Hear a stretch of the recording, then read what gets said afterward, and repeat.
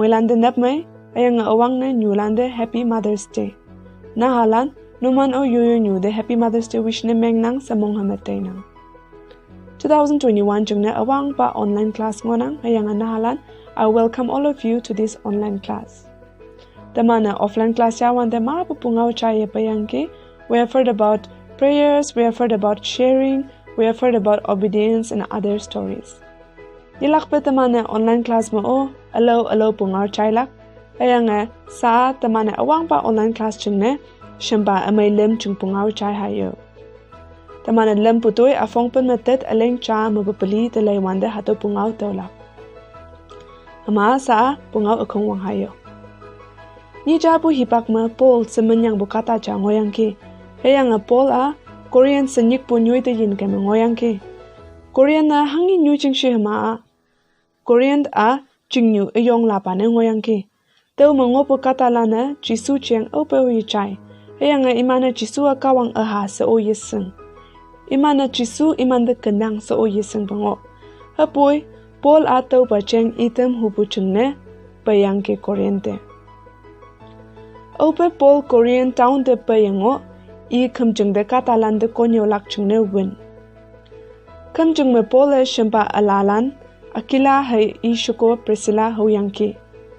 Akila hai Priscilla Ninok sing pula ne ngoyangki. Imni Korean katalan de Ninok sing yang Korean katalan de yaw lak chung ne yong ngang tuy leng ngo. Paul o Ninok sing leng pu tuy sing yang ngo. Hataw shimpa lem Today amay ngoyang ki. Paul ishempa alani paychem ngoyang imni tui me chempong ngo. Ope iman chem ngoyape imana jisu chiang ngao.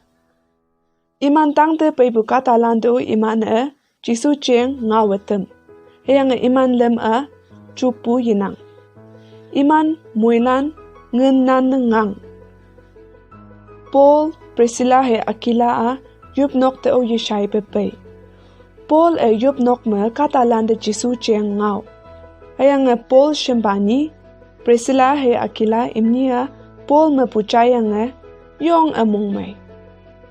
Ama hato pungaw kaya tamana hangi shingya pushi. What does God tells us to do? Ama hato da chanbua kawang taman shembalan de chemne tem hunang.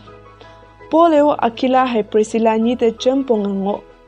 Kawang taman de la wang ngo temne yuhu. Paul tui ngang leng pu sa yachi hapoi jisu cheng ay hata ngawatem. Taman de o kawang inang help your friends. Ingaw ay halande ngaw to. Hayang chempong to. Hado kie kawang taman de inang. Taman de Bible verse chade leha. Kele dia afong ngok aleng pen. Tamane kata asete tui may lengha. Hato Bible verse me ibu kia taman moilan. Kata chungne tu may lengha yo. Hato pungaw awiyan chaya pe kawang naman da mohimanshi. We will listen to another story even next Sunday. So till then, take care and stay safe.